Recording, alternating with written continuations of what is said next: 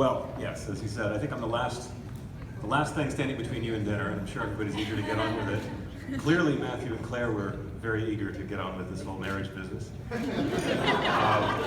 But I'd like to take maybe just a moment to reflect on why we're here on Halloween, a night normally reserved for redistribution of candy and dress-up parties.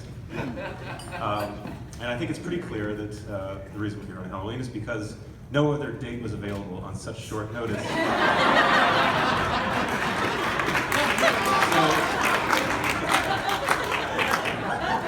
Well, that begs the question: why are these two in such a rush?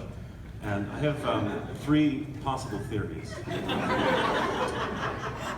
A, when you know, and so why waste time? B, fear. Matthew was probably afraid that if he didn't move quickly, Claire might have time to think.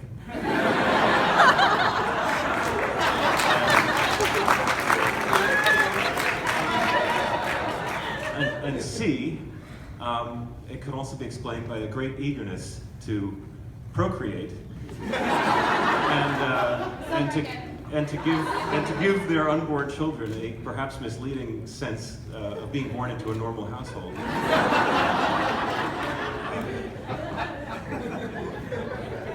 Now, I think there's a good deal of evidence for B, for the fear one.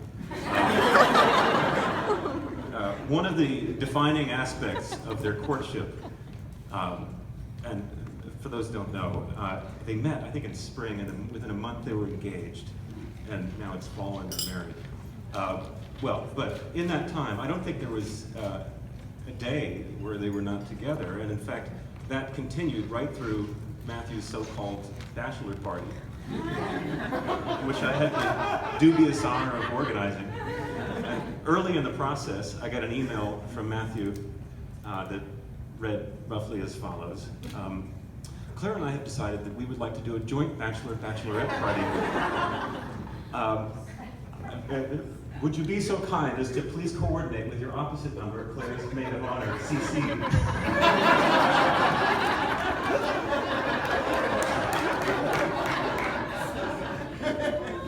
I think the explanation for that choice on Matthew's part was that he knew if he let Claire, he was concerned that if he let Claire out of his sights, even for a weekend, that she might have second thoughts. But that begs the question: why are they so, why are they so smitten with one another? I think I'll just say a few words on Claire. Obviously, I know Matthew better, but starting with the indisputable facts, she's beautiful, she's Jewish, she's Asian, which makes her something of a unicorn.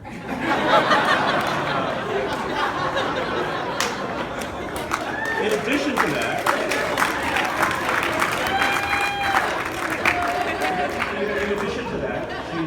she's very intelligent and a whole lot of fun, which makes her something even more rare, a unicorn with wings. Which I learned the other day from a friend's daughter is called an alicorn. In unicorn circles, it's a known fact. Now, Matthew, what can I tell you about Matthew? First of all, don't ever call him Matt.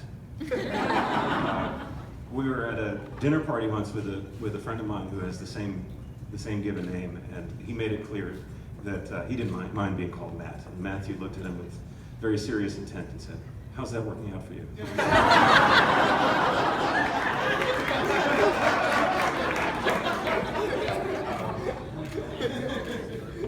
But Matthew he's brilliant. He studied physics at Cambridge. He went on to earn a PhD from Columbia in mathematics.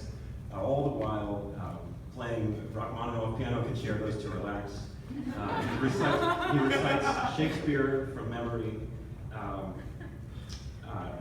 and he has extraordinary command of a wide range of human knowledge.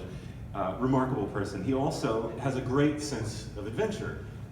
As you noted from the airplane theme, he loves, as many of you I'm sure know, he loves to fly, and he loves to share this love of flying with friends, and in the process of sharing his love of flying, bringing people up in his small airplane to do acrobatics, he's brought many of those close to him face with their mortality.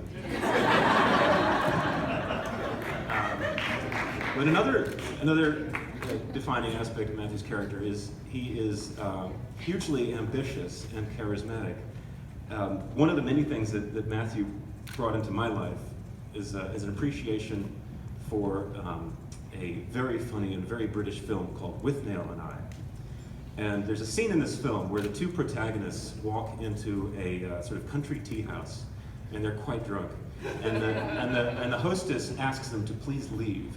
And Withnail, who's the bigger personality of the two, refuses to leave and looks at the hostess and said, "We want the finest wines known to humanity. We want them here, and we want them now." And I've, of course, come to associate that scene with Matthew, both for his insistence on the very finest that life has to offer, and for his slightly unhinged quality.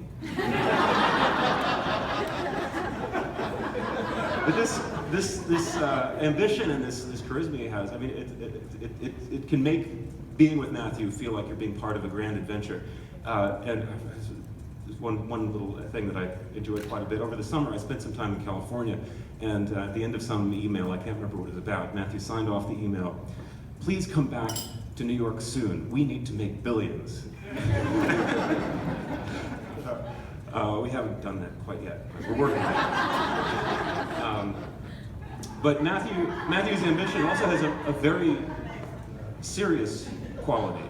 He wants to do big things, and he has very little patience for trivial things and intellectual dishonesty. As some of you in this room, I'm sure, are aware, he co-founded several years ago a nuclear fusion startup and actually made some serious progress in figuring out what I think is the most difficult, worthwhile, challenging problem of our era. That same ambition, another aspect of it though, is that sometimes it can make him, I think it's almost doomed to disappointment, and that can make him sometimes a little cynical. There's a poem that Matthew, I think, has a somewhat worrying fixation with, or at least he loves to recite it. It's by Philip Larkin, and the last stanza of which goes, "Man hands on misery to man, it deepens like a coastal shelf. Get out as early as you can, and don't have any kids yourself." Before he met Claire, I think he was resigned to going through life without ever feeling what ordinary people refer to as love. And in fact, he thought he was too smart for it. And he delighted in breaking it down to its most base mechanical components, genes driving animal behavior to perpetuate themselves. Anything else was delusional. I'm happy to report that after meeting Claire, I think his views on that have changed. And I mean, there are many subtle and not so subtle indications of this. A couple of things. For example, Matthew used to be a pretty serious smoker, and he has since quit smoking since meeting Claire.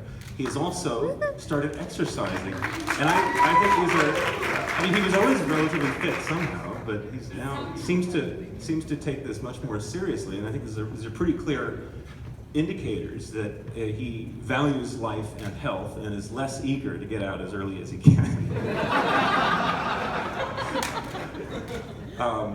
So, why are they in such a rush to get together, to marry?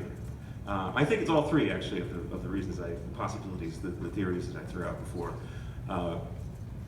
They seem to truly know that they're right for one another, so why waste any time?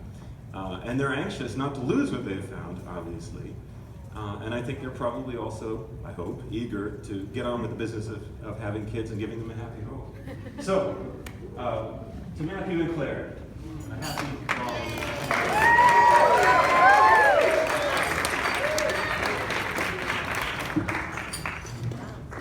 All right, let's all give Noah a great round of applause for that great speech. I want to welcome you all to the dance floor to celebrate with the Horror.